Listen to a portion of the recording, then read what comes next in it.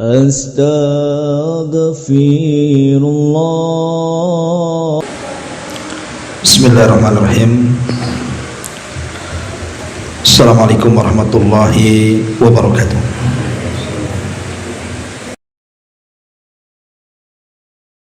Salatu wassalamu ala rasulillah wa ala alihi wa sahbihi wa mawalah wa la hawla wa la quwata illa billahi wa ba'd. Alhamdulillah, segala puja dan puji hanya milik Allah subhanahu wa ta'ala. Salawat dan juga salam tahdiahkan kepada Rasul kita Nabi besar Muhammad sallallahu alaihi wa ala alihi wasallam. Kita lanjutkan kajian kita, masih membahas Jawami'ul Kalim, ucapan-ucapan singkat dari Nabi sallallahu alaihi wasallam namun memiliki untaian makna yang dalam, dari kitab Bahjah Qulubil Abrar.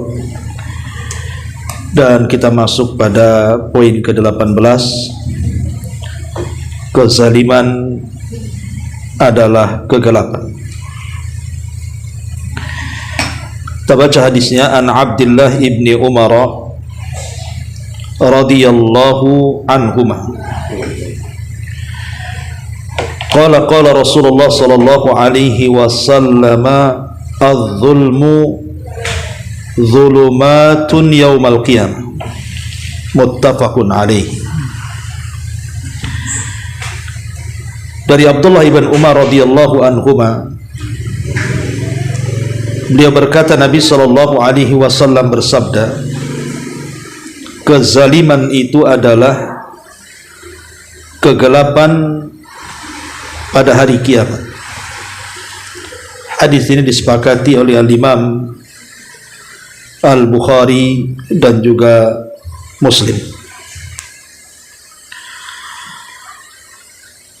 Ma'asyiral muslimat yang dimuliakan Allah subhanahu wa ta'ala,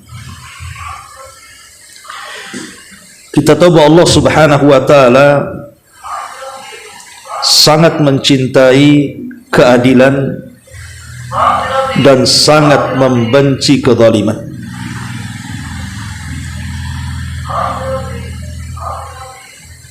Banyak Al-Quran dan juga hadis-hadis Nabi sallallahu alaihi wasallam yang menjelaskan tentang akibat dari sebuah kezaliman. Contoh saja surah Al-Kahfi ayat 59, Allah mengatakan, wa tilkal qura ahlaknahum lamma zalamu wa ja'alna limahlikihim maw'idah. Wa tilkal qura ahlaknahum, begitulah kami hancurkan beberapa negeri ketika mereka melakukan kezaliman. Dan itu digambarkan di dalam Al-Quranul Karim, bagaimana Allah subhanahu wa ta'ala menghancurkan kaum-kaum yang menentang nabinya karena kezalimannya. Kaum Ad dihancurkan, kaum Tsamud dihancurkan, kaum Sodom juga dihancurkan, kaum Madian, dan kaum-kaum yang lainnya yang mereka berlaku zalim di permukaan bumi dan merusak bumi.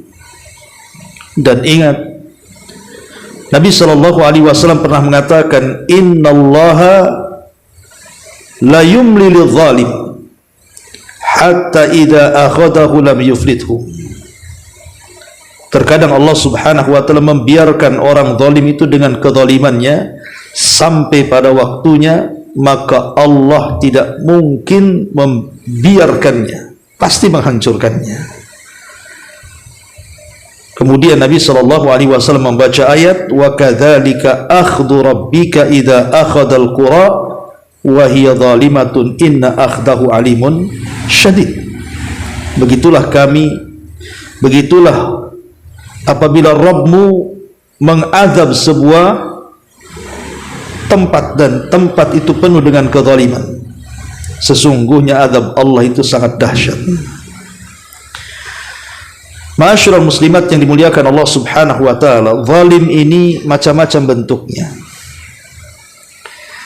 Dan ulama membagi zalim itu ada 3 macam.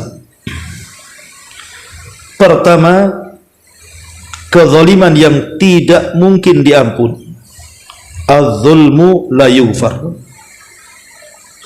Yang kedua, kezaliman yang tidak mungkin ditinggalkan pelakunya. Az-zulmu la yutrak. Dan yang ketiga, kezaliman yang diampuni dan tidak dituntut. Az-zulmu maghfur la yutlab. Adapun kezaliman yang tidak akan pernah diampuni, itulah sezalim-zalimnya kezaliman. Apa itu? Kesyirikan. Dan itu sebagaimana perkataan Luqmanul Hakim, inna syirka la zulmun azim. Sesungguhnya kesyirikan itu adalah kezaliman yang sangat besar. Yang kedua, kezaliman yang tidak mungkin ditinggalkan pelakunya, pasti dituntut. Itulah kezaliman antara kita dengan hamba-hamba Allah yang lainnya. Dan ini nanti yang kita akan bahas.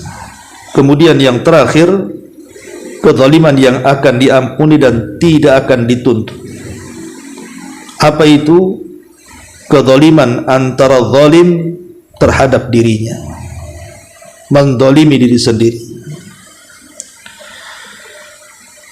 Ma'asyiral muslimin muslimat yang dimuliakan Allah Subhanahu wa taala,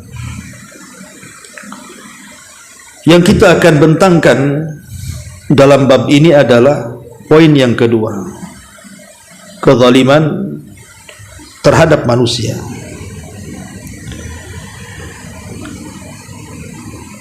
Disebutkan di beberapa dalil dalam Al-Quran dan hadis-hadis Nabi sallallahu alaihi wasallam, bagaimana dahsyatnya dosa orang-orang yang melakukan kezaliman dan bagaimana dahsyat akibatnya. Bagaimana Nabi sallallahu alaihi wasallam ketika menceritakan tentang kisah orang yang mengambil sejengkal tanah, apa kata Rasul? Man zalama kida shibrin minal ardi tawwaqahu Allahu yaumal qiyamah min sab'i aradin. Siapa yang mengambil sejengkal saja tanah orang, artinya dia mencuri tanah dengan mengambil hak tanah orang lain walaupun sejengkal, maka Allah Subhanahu wa ta'ala akan menggantungkan tanah tersebut 7 lapis di lehernya pada hari kiamat. Lihat. Dan kezaliman seperti ini umum di masyarakat, kan Bu? Kadang-kadang dia mengklaim bahwa itu tanah dia padahal tanah orang, atau sengaja menggeser patok padahal tanah dia tidak sampai di situ, atau dengan cara melakukan kezaliman, mengambil tanah dengan berlaku zalim, mengganti surat, memalsukan surat, dan begitu seterusnya. Ingat, ada satu kisah di zaman sahabat Nabi sallallahu alaihi wasallam. Ada seorang sahabat namanya Sa'id ibn Zaid radhiyallahu anhu. Sa'id ibn Zaid. Dan Sa'id ibn Zaid ini salah satu dari 10 sahabat yang dijanjikan masuk surga. Jadi satu hari ada seorang wanita namanya Arwa bintu Uwais mengaku bahwa Sa'id ibn Zaid sudah mengambil tanahnya. Akhirnya wanita ini, Arwa bintu Uwais ini, berselisih dengan Sa'id ibn Zaid ini sampai kemudian perselisihannya dihadapkan kepada Khalifah Marwan ibnul Hakam. Maka berkatalah Sa'id di hadapan Marwan ibn Hakam ini, bagaimana mungkin aku mengambil tanah orang, sementara aku mendengar Nabi SAW bersabda, barang siapa yang mengambil 1 jengkal saja tanah di bumi, akan dikalungkan 7 lapis bumi di leherku pada hari kiamat. Mustahil, kata Sa'id ibn Zaid, aku mengambil tanahnya. Tapi wanita itu tetap menuduh Sa'id ibn Zaid mengambil tanahnya. Akhirnya kemudian Sa'id ibn Zaid ini marah dan berdoa kepada Allah Subhanahu wa taala, Allahumma in kanat kadhibatan.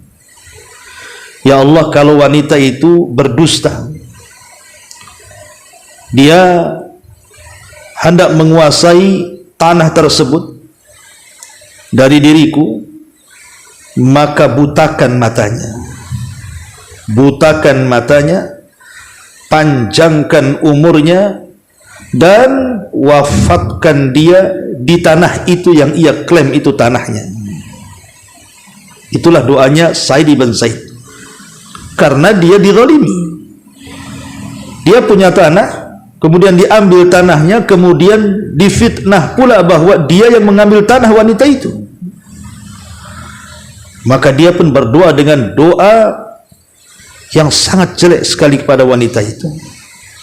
Ya Allah, butakan matanya, panjangkan umurnya, wafatkan di kebunnya, katanya. Maka setelah lama waktu berlalu, betul-betul Allah Subhanahu wa taala kabulkan Sa'id ibn Zaid bahwa dia tidak bersalah. Yang bersalah itu adalah wanita tadi. Dia hendak mengambil tanah Sa'id ibn Zaid. Dengan berlalunya waktu, rupanya wanita itu dipanjangkan usianya. Setelah dia tua, Allah butakan matanya. Dan ketika dia berjalan di kebun tersebut, dia tersandung, kemudian terperosok ke dalam lubang di kebunnya, dan dia pun meninggal dunia. Na'udzubillah. Lihat bagaimana Allah Subhanahu wa taala terkadang menyegerakan hukuman kezaliman di dunia sebelum akhirat. Itulah yang disyaratkan dalam sabda Nabi sallallahu alaihi wasallam, "Ma min dzambin ajjalallahu uqubatahu fid dunya qabla al-akhirati al-baghyu wa qati'atur rahim." Ada dosa, kata Rasul, yang terkadang disegerakan hukumannya di dunia sebelum akhirat. Salah satunya adalah al-baghyu, kezaliman. Allah segerakan tuh hukumannya di dunia. Na'udzubillah. Ya. Ma'asyiral muslimat yang dimuliakan Allah Subhanahu wa taala. Ataupun kezaliman dengan cara membunuh orang lain. Sekarang kan membunuh itu, Bu, perkara mudah. Bukan perkara sulit. Nyawa itu hari ini tidak ada harganya, kan. Saya pernah lihat di YouTube itu, daerah mana di Indonesia ini, hanya gara-gara tersinggung dengan klakson, Bu. Tersinggung dengan klakson mobil, tiba-tiba dia keluar, ambil golok, kemudian dibacok tuh orangnya.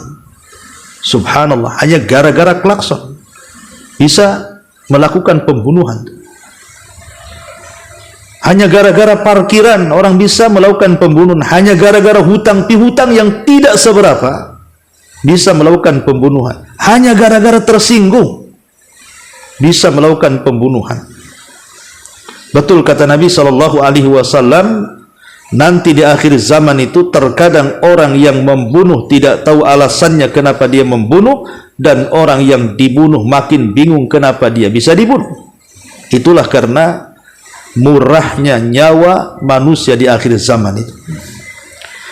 Ma'asyiral muslimat yang dimuliakan Allah Azza wa Jalla, ingat Abdullah bin Abbas radhiyallahu anhuma pernah menceritakan tentang kisos pada hari kiamat. Nanti orang-orang yang dibunuh itu akan datang menghadap Allah Subhanahu wa taala tanpa kepala. Kemudian kepalanya dipegang tangan kanannya, tangan kirinya menyeret orang yang membunuhnya. Kemudian dia menghadap Allah dan mengatakan, "Ya Rabb, sal hadza lima qatalani." Ya Rabb, tanya orang ini kenapa dia sampai membunuh. Akhirnya Allah Subhanahu wa taala merintahkan malaikat untuk menyeret pembunuh ini dan dimasukkan ke dalam neraka. Naudzubillah. Itu di akhirat jelas. Di dunia, dahulu ada seorang laki-laki tidak punya tangan, tidak punya kaki, dua-duanya putus, kakinya putus, tangannya putus, ditambah-tambah pula matanya buta. Kemudian dia berteriak-teriak dan mengatakan, celaka aku, pasti aku masuk neraka, katanya. Kemudian ada orang yang bertanya, ya fulan, kenapa kamu ini? Maka orang ini bercerita dulu waktu terjadi pengepungan rumah Utsman ibn Affan radhiyallahu anhu, khalifah kaum muslimin, oleh kelompok Sabaiyah itu. Aku salah satu yang ada dalam barisan pembunuh Utsman itu. Ketika kemudian Utsman radhiyallahu an dihalang-halangi oleh istrinya, kemudian aku ayunkan pedang, rupanya mengenai jari istrinya Utsman dan terputus. Tiba-tiba kemudian Utsman mengatakan, malaka ya fulan, kenapa engkau ini wahai fulan memutus jari jemari istriku? Semoga Allah memutuskan kedua tanganmu, semoga Allah memutuskan kedua kakimu, semoga Allah membutakan matamu. Itu doanya Utsman sebelum Utsman meninggal. Subhanallah, Allah subhanahu wa ta'ala kabulkan permintaan Utsman ibn Affan. Orang ini setelah waktu berlalu, tiba-tiba kemudian putus kedua tangannya, putus kedua kakinya, buta matanya, dan dia mengatakan, sungguh aku pasti masuk neraka, katanya. Lihat, terkadang orang-orang yang dizalimi ini kalau berdoa kepada Allah subhanahu wa ta'ala akan melesat, bu, antara dia dengan Allah subhanahu wa ta'ala tidak ada penghalang. Dari sini Nabi SAW mengatakan kepada Mu'adz bin Jabal ketika diutus ke Yaman, apa kata Nabi SAW? Fattaki da'watal madlum fa innahu laisa bainahu wa bainallahi hijab. Hati-hati dengan doa orang yang dizalimi, wahai Mu'adz, karena antara dia dengan Allah tanpa ada penghalang sama sekali.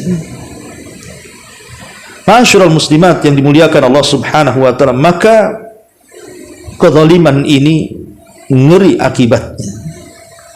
Suatu hari Sa'ad bin Abi Waqqas radhiyallahu anhu, di zaman Umar bin Khattab radhiyallahu anhu, Sa'ad ini disuruh oleh Umar untuk menjadi gubernur di Kufah.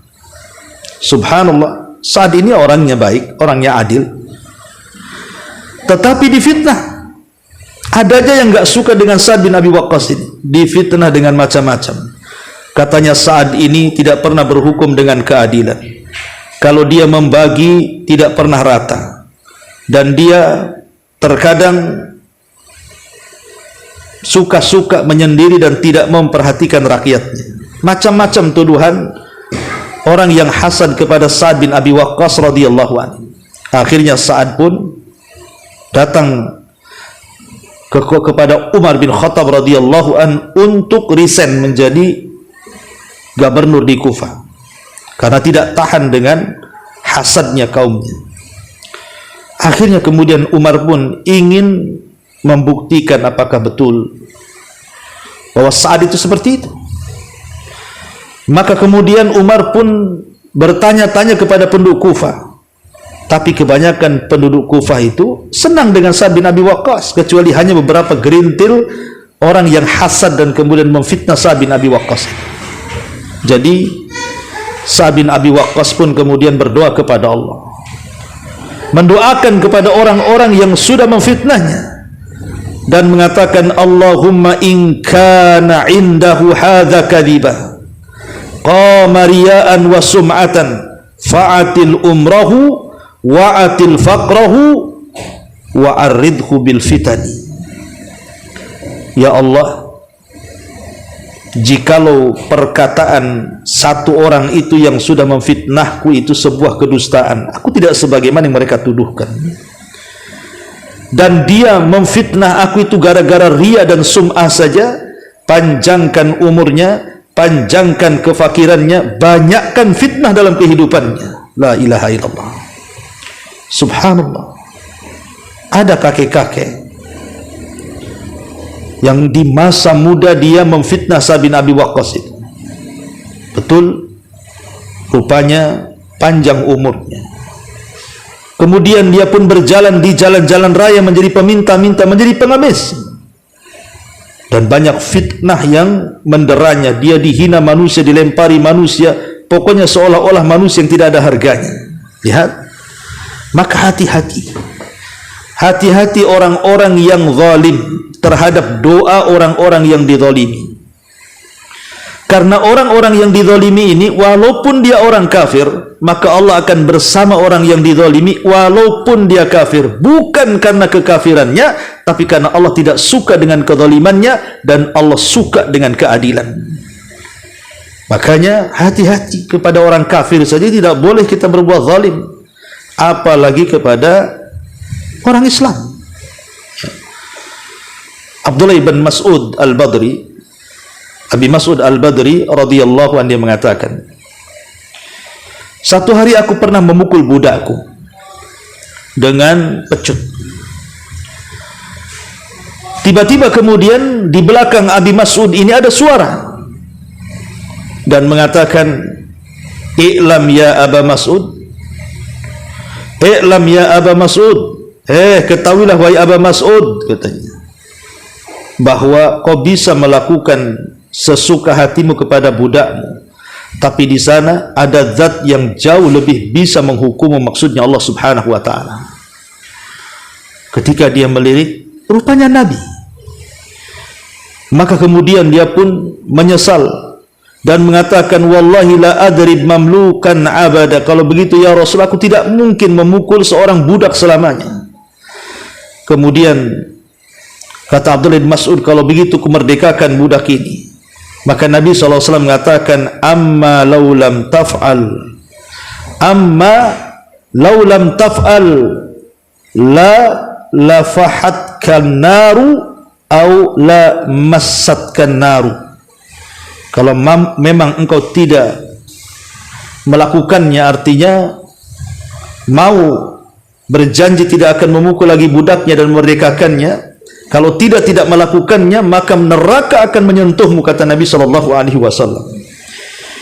Lihat bagaimana Nabi SAW mengancam Abu Mas'ud Al-Badri dan mengatakan, kalau engkau terus melakukan seperti itu, neraka akan menyentuhmu, katanya.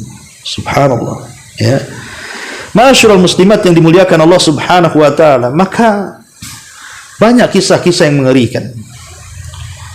Atau pernah kisah yang pernah saya ceritakan di sini yang dikisahkan oleh Al-Haythami dalam kitabnya Az-Zawajir an Iqtirabil Kabair, dan juga kisah ini dicantumkan oleh Imam Zahabi dalam kitabnya Al-Kabair, tentang kisah orang jahat yang mengambil ikan seorang nelayan. Sang nelayan ini orang fakir, tiba-tiba kemudian diambil ikannya, padahal dia cuma dapat satu-satunya ikan itu yang dia bisa makan, dia dan keluarganya, tapi diambil pula orang jahat preman ini. Dengan bangganya dan merasa tidak bersalah mengambil ikan itu, dia ambil kemudian pulang. Tiba-tiba di tengah jalan, ikan itu pula dihidupkan sesat dan menggigit jarinya. Dia kira gigitan itu tidak ada masalah. Rupanya setelah pulang, ikan itu pun dimasak, dimakan habis, dan tidak merasa bersalah. Malamnya baru ketahuan gigitan itu berbisa rupanya. Dia pun mengalami rasa sakit yang tidak ada yang tahu kecuali Allah, menjerit-jerit. Keesokan harinya dia datang ke tabib, meminta untuk disembuhkan. Kata tabib, tidak bisa, pergelanganmu harus diamputasi, dipotong, sebab bisa ini bisa menjalar ke lenganmu yang atas. Terpaksalah dipotong. Subhanallah. Kemarin dia mencuri ikan dengan tangannya yang zalim, hari ini dipotong pula tangannya. Terkadang Allah Subhanahu wa ta'ala berkes orang-orang yang zalim mengambil hak orang lain itu. Kemudian dia pikir setelah dipotong pergelangan tangannya sembuh, rupanya bisa itu menjalar sampai ke sikutnya. Akhirnya diamputasi lagi. Ketika sampai di sikut, rupanya bisa itu menjalar sampai kemudian ke lengan atasnya. Dokter heran, tabib heran, kemudian bertanya, penyakitmu ini apa? Kok aneh, katanya. Biasanya penyakit yang seperti ini mudah ditangani, tapi penyakitmu tidak bisa ditangani. Ada apa denganmu? Kemudian sang preman, orang jahat ini menceritakan bahwa penyebabnya karena gigitan ikan. Kemudian diceritakan kenapa sampai digigit ikan. Intinya sang tabib pun mengatakan, demi Allah, sebelum ku potong tanganmu dari awal kali kau datang, kalau kau datang kepada orang pemilik ikan dan meminta dimaafkan, tidak mungkin ku potong tanganmu. Kalau ingin selamat, carilah orang yang kau ambil ikannya itu. Dicari, ya, sampai ketemu. Setelah ketemu dia minta maaf, samihni ya fulan, minta maaf aku wahai fulan, karena melihat kondisinya yang sudah dipotong tangannya. Akhirnya sang nelayan pun memaafkannya. Setelah itu tiba-tiba hilang sakitnya dan tidak jadi dipotong kembali tangannya. Dia bergembira, kemudian dia berteriak-teriak di jalan-jalan dan mengatakan, man ra'ani fala yadlim ahada. Siapapun yang melihatku jangan pernah zalim kepada siapapun, nanti nasibnya sama dengan aku, katanya. Lihat bagaimana ini kezaliman yang luar biasa yang dilakukan orang ini. Allah bayar cash di dunia. Maka jangan pernah berlaku zalim. Ma'asyiral muslimat yang dimuliakan Allah Subhanahu wa taala.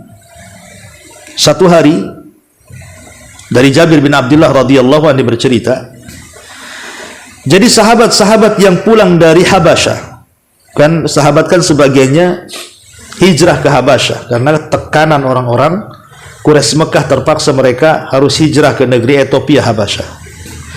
Nah, sepulang para sahabat dari Habasyah dan gabung di kota Madinah itu, Nabi SAW ingin mendapatkan cerita dari mereka. Cobalah ceritakan, kata Rasul kepada para sahabat yang baru pulang dari Habasyah itu, kira-kira ada nggak kejadian aneh yang kalian lihat di Habasyah itu? Maka sahabat mengatakan, iya, kami pernah melihat sesuatu yang aneh. Kata Rasul, ceritakan. Maka salah seorang sahabat yang pulang dari Habasyah mengatakan, ya Rasulullah, ketika aku berada di Ethiopia, ada seorang kakek, dan kakek ini seorang padri, sudah tua, sedang memikul air. Tiba-tiba ada anak muda mendorong kakek itu sampai tersungkur dan airnya kemudian tumpah. Subhanallah, airnya tumpah dan tidak ada yang menolong kakek itu. Padahal banyak orang di sekitar itu yang menontonnya, tapi membiarkan. Maka Nabi kakek ini mengatakan, ya Ghudur, ya Ghudur, idza wada Allahul kursi wa jama'al awwalina wal akhirin wa takallamatil aidi wal arjul bima kanu yaksibun fasawfa ta'lam kaifa yakunu amri wa amruk, kaifa yakunu amri wa amruka indahu gadan. Maka kakek ini marah dan mengatakan, wahai fulan, kepada orang yang mendorongnya sehingga dia jatuh dan tumpah airnya itu, wahai fulan, wahai zalim, wahai pengkhianat, ingat nanti satu hari Allah meletakkan kursinya dan mengumpulkan orang yang awal dan akhir. Ketika semua tangan dan kaki bicara terhadap apa yang mereka lakukan di dunia, engkau akan tahu kelak urusanku dan urusanmu di hadapan Allah Subhanahu wa taala. Ada perhitungannya sendiri nanti, katanya. Maka Rasul SAW mengatakan, telah benar kakek itu, telah benar kakek itu. Kemudian Nabi SAW mengatakan, kaifa yuqaddisallahu ummatan la yu'khadu li dhaifihim min syadidihim. Kata Nabi SAW, bagaimana mungkin Allah membersihkan sebuah kaum yang tidak menolong orang-orang lemah yang sedang didolimi orang-orang kuat itu? Kenapa mereka diamkan? Ya. Lah, bagaimana di sini kakek ini berdoa kepada Allah Subhanahu wa taala dengan doa yang luar biasa menakut-nakuti manusia. Ma'asyiral muslimin, makanya Nabi SAW itu paling tidak suka dengan kezaliman. Kezaliman sekecil apapun Rasul tidak suka. Sampai ada kisah tentang Nu'man ibn Bashir. Bashir ini mau memberikan hadiah kepada Nu'man, tapi istrinya tidak mau kecuali disaksikan oleh Nabi. Setelah datang kepada Nabi SAW, hadiah itu hendak diberikan kepada Nu'man oleh bapaknya Bashir dan disaksikan Rasul. Rasul bertanya, apakah anakmu cuma Nu'man saja? Kata Bashir, tidak, banyak. Kata Rasul, kenapa kau tidak berikan hadiah juga kepada mereka? Demi Allah, aku tidak suka menjadi saksi untuk perbuatan zalim, katanya. Sampai seperti itu, ya. Dari sini kita tahu bahwa Nabi SAW tidak suka dengan kezaliman. Ma'asyiral muslimat yang dimuliakan Allah Azza wa Jalla, tentu zalim ini akibatnya fatal. Di dunia Allah tidak suka. Wallahu la yuhibbu zalimin. Dalam surah Al-Imran ayat 57 Allah katakan Allah tidak suka dengan orang-orang zalim. Bahkan orang-orang zalim adalah orang-orang yang dilaknat yang ada di bumi. Ala la'natullahi ala zalimin. Ingatlah laknat Allah akan ditimpa kepada orang-orang zalim, dan Allah tidak akan memberikan petunjuk kepada orang-orang zalim. Innallaha la yahdil qaumadz zalimin. Dalam surah Al-Maidah ayat 51, dan Allah tidak suka, Allah tidak akan memberikan hidayah kepada orang-orang yang zalim, dan orang zalim tidak akan selamat di dunia. Innahu la yuflihu zalim. Al-An'am 21, sesungguhnya orang zalim itu tidak akan selamat. Jadi ingat, orang zalim tidak akan selamat. Sehebat apapun mereka menyembunyikan kezalimannya, sehebat apapun mereka berusaha untuk menutupi kezalimannya, Allah subhanahu wa ta'ala tidak mungkin lalai dengan orang-orang zalim. Wala tahsabannallaha ghafilan amma ya'malu zalimun. Jangan kau kira Allah itu lalai terhadap orang-orang zalim. Allah tidak akan membiarkan orang-orang zalim. Makanya orang zalim tidak akan selamat tuh di dunia itu. Pasti akan ada imbasnya, akan ada akibatnya, ya. Adapun di akhirat sudah jelas. Di akhirat orang-orang yang zalim itu sudah jelas-jelas akan mendapatkan kegelapan pada hari kiamat. Az-zulmu zulumatun yaumal qiyamah. Orang-orang zalim itu mereka akan mengalami kegelapan pada hari kiamat, dan mereka tidak ada kawan, tidak ada yang memberikan syafaat kepada mereka. Dan yang jelas, wa ma lidzalimina min ansar. Orang-orang zalim itu tidak ada penolong pada hari kiamat, dan orang-orang zalim itu pasti akan dimasukkan ke dalam jahannam. Naudzubillah. Ma'asyiral muslimat yang dimuliakan Allah Subhanahu wa taala, tentu yang namanya kezaliman itu kan pasti ada sebabnya. Ada sebabnya. Apa saja sebab orang itu berlaku zalim itu? Pertama, karena mengikuti langkah syaitan. Ya ayyuhalladzina amanu udkhulu fis silmi kafah wa la tattabi'u khutuwati syaitan. Wahai orang-orang yang beriman, masuklah ke dalam agama menyeluruh dan jangan mengikuti langkah-langkah setan. Setanlah yang menghembuskan di hati-hati orang-orang zalim untuk berlaku zalim. Yang kedua, hawa nafsu. Karena Allah yang mengatakan inna nafsala ammaratun bisu.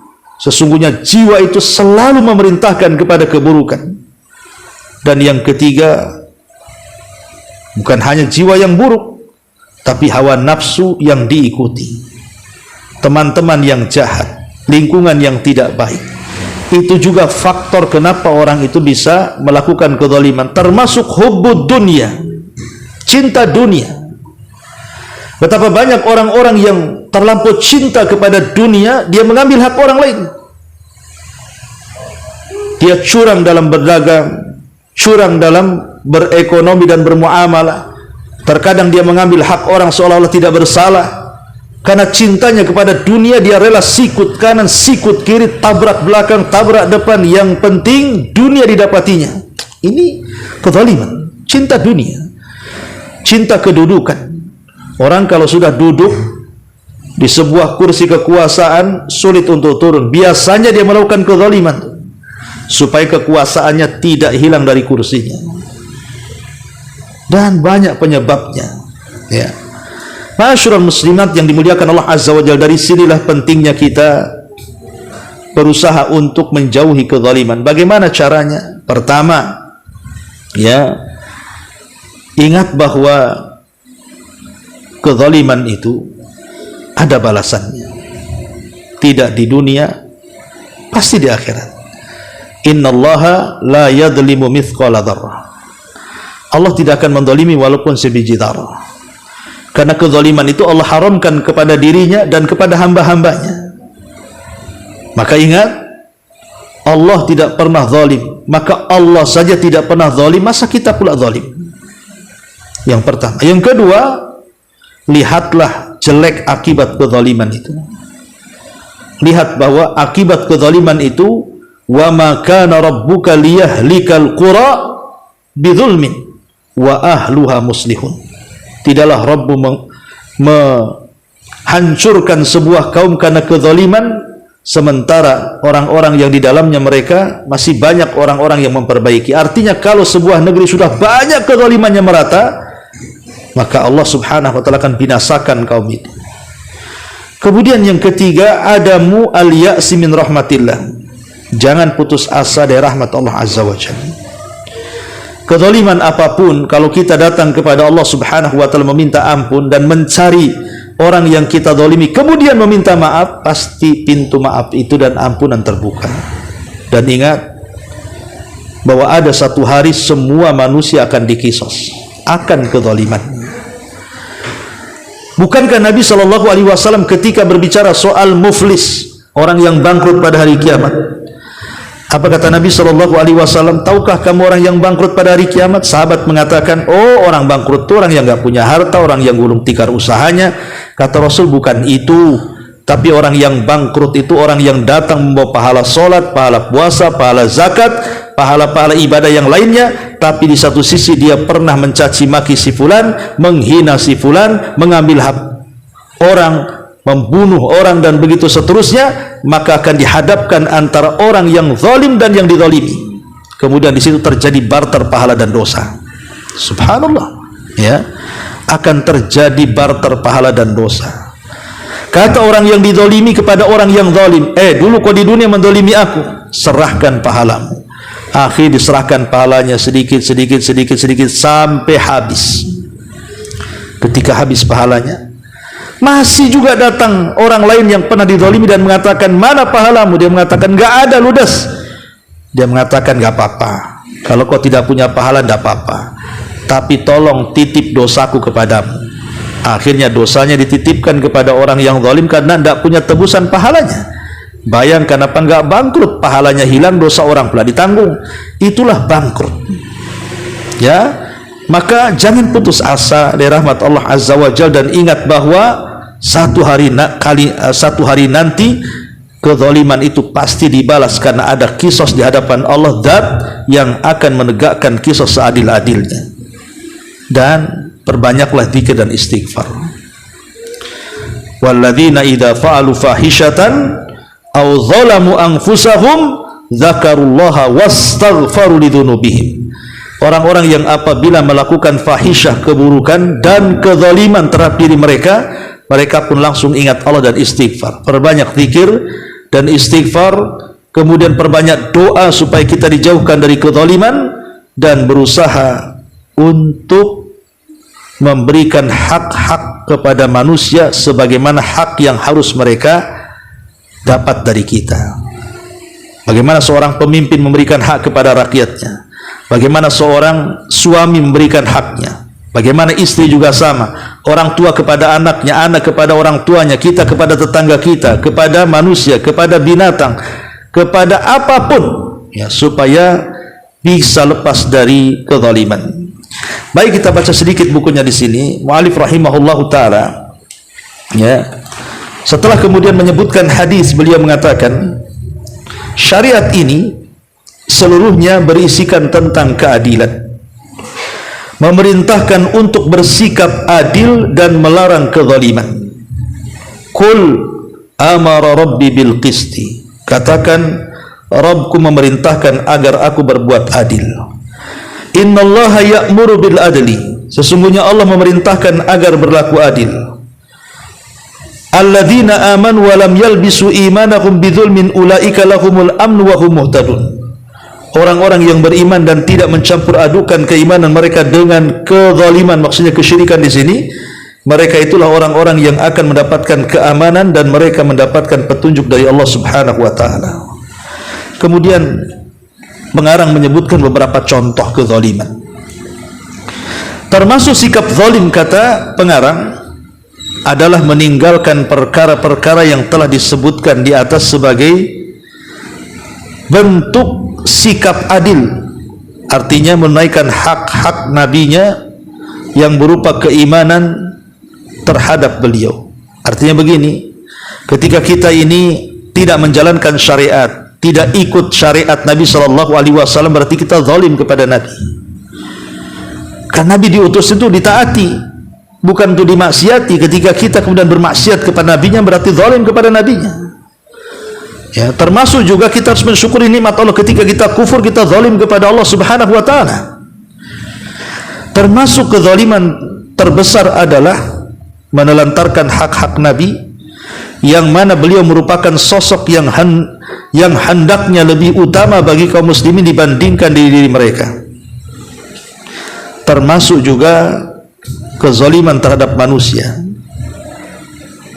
Banyak jenisnya, semuanya terkumpul dalam sabda Nabi SAW, inna dima'akum wa amwalakum wa a'radakum alaikum haramun ka hurmati yaumikum hadza fi syahrikum hadza fi baladikum hadza. Sesungguhnya darah-darah kalian, harta kalian, kehormatan kalian terjaga dalam Islam seperti terjaganya hari ini dan bulan ini serta negeri ini. Di sini disebutkan 3 perkara kan? Darah, jiwa, darah, harta dan kehormatan. Artinya jiwa, kemudian harta dan kehormatan. Karena 3 perkara inilah yang selalu terjadi kezaliman. Pertama darah, bunuh-membunuh, kezaliman dalam pembunuhan. Yang kedua harta, ini yang paling luas babnya. Seorang pedagang melakukan kecurangan kepada pembeli dengan mengurang-urang takaran, mengurang-urang timbangan dan begitu seterusnya. Ini zalim. Zalim. Orang yang meminjam uang kemudian tidak kembali pinjamannya kepada orang yang minjamkannya, ini zalim. Ya. Orang yang kemudian mengambil hak orang lain, mencuri barang orang, ini zalim. Kemudian juga pelit, tidak memberikan hak-haknya, juga zalim. Ada orang miskin butuh makan, kita sanggup memberikan makan, kemudian kita tidak memberikan makan, pelit, bakhil, ini pun zalim. Pokoknya perkara harta ini kemana-mana, ya. Termasuk kehormatan, menggibah, menghina, mencaci, memaki, membuli, memfitnah, itu semua bicara tentang kezaliman kehormatan. Maka kezaliman dengan seluruh jenisnya merupakan kegelapan di hari kiamat. Pelakunya akan dibalas sesuai dengan kadar kezalimannya yang dilakukannya. Orang-orang yang zalim akan mendapatkan, orang-orang yang dizalimi akan mendapatkan kebaikan orang-orang yang menzaliminya. Jika mereka sudah tidak memiliki kebaikan, maka akan diambil kejelekan dari mereka, orang-orang yang dizalimi, dan akan dipikulkan kepada orang-orang yang menzaliminya. Ma'asyiral muslimat yang dimuliakan Allah Subhanahu wa taala. Jadi kezaliman ini adalah kegelapan pada hari kiamat. Maka jauhi perbuatan zalim. Jauhi perbuatan zalim. Betapa banyak seorang bos yang punya perusahaan mendolimi karyawannya, tidak menggajinya dengan baik, ataupun memeras tenaganya tapi tidak cukup balasannya. Ataupun mungkin seorang karyawan kepada bosnya, dia mencuri-curi waktu, tidur saat bekerja, dia lalai ketika tidak diawasi. Ini dua-duanya zalim, ya. Atau mungkin seorang majikan kepada pembantunya. Kita sering mendengar ada pembantu disiksa, disetrika, bahkan dibunuh, bahkan sampai gila. Zalim nih seorang majikan kepada pembantunya. Atau kita juga melihat ada orang-orang yang hendak melakukan kebaikan, mau ngaji, dibubarin pengajiannya. Ini zalim, ya, karena menghalang-halangi dari jalan Allah Subhanahu wa taala. Termasuk berdusta, mencegah orang berzikir kepada Allah Azza wa Jal, meninggalkan hukum syar'i, dan begitu seterusnya. Jadi zalim ini kemana-mana, gitu ya. Zalim ini kemana-mana. Termasuk juga ada 3 orang, Bu. Ini untuk mengakhiri kajian kita. Ada 3 manusia, jangan coba-coba melakukan kezaliman. Ini fatal nantinya. Zalim itu jahat, dosa. Tapi khusus kepada 3 orang ini hindari. Bahaya. Kalau ibu sampai melakukan kezaliman kepada 3 orang ini, bahaya. Siapa mereka? 1, orang lemah. Jangan dizalimi. Siapa orang lemah? Orang miskin, anak yatim, itu orang-orang lemah. Abu Darda radhiyallahu anhu mengatakan, iyyaka wa dam'atal yatim wa da'watal madlum fa innaha tasri bil laili wan nasu niyam. Kata Abi Darda, hati-hati, jangan sampai anak yatim itu menangis gara-gara kita, jangan sampai fakir miskin menangis gara-gara kita. Karena kalau mereka sudah berdoa, doanya melesat ke langit di malam hari, sementara engkau sedang tertidur. Hati-hati, doa mereka mustajab. Ya, sempat mereka mendoakan keburukan kepada kita, habis kita. Yang kedua, orang tua, jangan zalim kepada orang tua. Karena Nabi SAW mengatakan, ma min dzambin ajdar an yu'ajjirallahu uqubatahu yaumal qabla an yu'ajjirallahu uqubatahu fid dunya qabla al-akhirah al-baghyu wa qati'atur rahim. Tidak ada dosa yang disegerakan hukumannya di dunia sebelum akhirat, salah satunya kezaliman dan memutus silaturahim. Memutus silaturahim, durhaka kepada orang tua. Jangan sampai orang tua berdoa keburukan kepada kita. Kalau ia sampai berdoa keburukan, habis kita. Dan yang ketiga, jangan mendolimi wali-wali Allah, orang-orang soleh, orang-orang yang nampak taat, orang yang tampak alim, orang yang mungkin dikiaikan, diustadkan, orang-orang yang mungkin walaupun tidak kiai, tidak ustad, tapi nampaknya soleh, suka ke masjid, suka ngaji, suka zikir, ramah, santun. Jangan mendolimi mereka, karena kalau sampai mendolimi mereka, Allah yang mengatakan, man adali waliyan faqad adzantuhu bil harbi. Siapapun yang memusuhi wali-waliku, maka dia telah mengumandangkan perang melawanku. Siapa yang akan menang melawan Allah Subhanahu wa taala? Maka inti pembahasan bahwa kezaliman itu kegelapan pada hari kiamat. Hindarkan semua jenis kezaliman, baik zalim kepada Allah berupa syirik, zalim kepada manusia berupa apa yang sudah saya jelaskan, menggibah, menghina, memukul, merendahkan, mengambil haknya, membunuhnya, dan begitu seterusnya. Atau zalim kepada diri sendiri, tidak melaksanakan hak-hak untuk sendirinya dengan melalaikan syariat, menjauhi kewajiban, tidak mau melaksanakan sunnah, ada kesempatan berbuat baik kemudian diabaikan. Itu zalim kepada diri sendiri itu.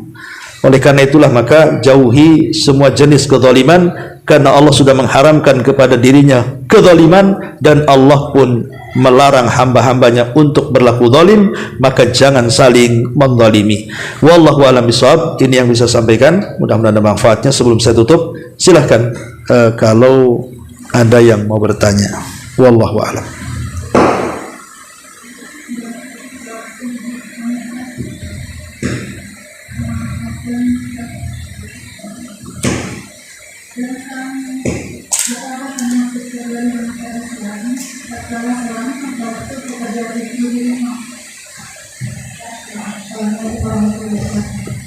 Apakah termasuk kedoliman seorang istri kalau suami membantu pekerjaan istri rumah?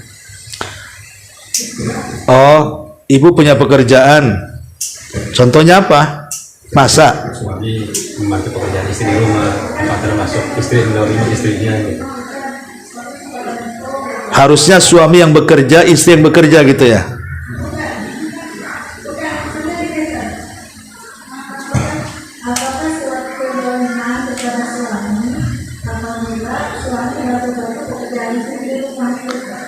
Nyapu, ngepel, masak gitu ya. Ya, alhamdulillah tidak. Ya, bukan kezaliman. Kezaliman itu kalau istri tidak memberikan hak kepada suami, tapi istri menuntut hak suami. Nah, itu zalim namanya. Suami kan punya hak yang harus ibu berikan haknya. Ibu tidak berikan haknya. Contoh umpamanya ibu suka melawan, diomongi nggak denger, dikandani ngandani, kan? Ataupun malam diajak tidur tak mau. Nah, itu kan haknya, tidak di ini. Tapi ibu satu sisi menuntut, minta sama suami, mana uang belanja? Lah gimana? Melayani saja anda, tiba-tiba minta uang belanja pula. Itu zalim namanya. Karena ibu sendiri tidak memberikan haknya, tahu-tahu hak ibu minta dipenuhi. Itu zalim namanya. Tapi kalau umpamanya minta suami bantu, umpamanya tolonglah bang, itu sapukan depan gitu ya. Sementara ibu sudah capek nyapu ya, minta dibantulah tolong. Ya enggak. Tapi kalau kemudian ibu tidur-tidur, tolong bang sapukan semua rumah, nanti habis itu habis itu masak ya, habis itu nyuci ya, itu kurang ajar bu, itu zalim ya, itu betul zalim tuh. Jadi bu ngapain aja di situ kan gitu. Jadi kalau hanya meminta dibantu ya sekedarnya, karena suami kan punya kewajiban mencari nafkah, dia lebih berat lagi kerjanya di luar kan gitu. Kecuali mungkin di waktu-waktu senggang, di waktu-waktu dia memang tidak ada kerjaan, libur, ya tidak apa-apa minta tolong. Ya, minta tolong. Ya begitu juga suami nyuruh-nyuruh istri, kalau yang disuruhnya itu bukan kewajiban dia, ya zalim suami. Tolong deh, itu genteng bocor tuh, naiklah ke atas sana benerin genteng. Nah, ini bukan hak tugasnya istri, zalim tuh suami. Nah, jadi kalau dia memerintahkan hak yang bukan hak dia, itu baru zalim. Kalau hanya sekedar nyapu ataupun Nabi juga kan menjahit sendalnya sendiri, kadang-kadang membantu Aisyah juga. Ya kalau sekedarnya enggak, insyaallah. Wallahu a'lam. Ya. Assalamualaikum warahmatullahi wabarakatuh. Izin bertanya Ustaz. Iya. Begini Ustaz, suami saya kan sudah tak ada, jadi uang suami ini udah saya bagi-bagi untuk anak-anak ini Ustaz. Jadi sekarang kan kakaknya itu lagi sekolah, istilahnya kalau saya pakai uang adiknya untuk biaya sekolah kakaknya, apakah saya termasuk zalim Ustaz? Itu harta waris ya? Iya Ustaz, harta waris saya, tapi sudah dibagi mereka semua gitu. Terus ibu mau pakai uang hak adik? Belum dipakai sih Ustaz, ada rencananya kalau agak susah di keuangan sekolah kakaknya ini kan kuliah. Iya. Jadi kalau saya pakai uang adiknya itu, apakah saya termasuk zalim Ustaz? Ya, alhamdulillah. Itu adiknya usianya berapa bu? Masih kecil-kecil Ustaz, masih SD, SMP. Oke, paham. Berarti kan belum balik. Berarti masuknya anak yatim bu. Ya.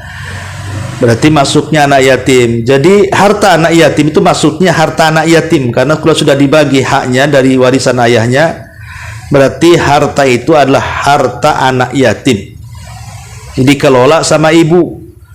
Ya, dan harta anak yatim itu boleh diberikan kepada anak yatim kalau dia sudah bisa mengelola harta.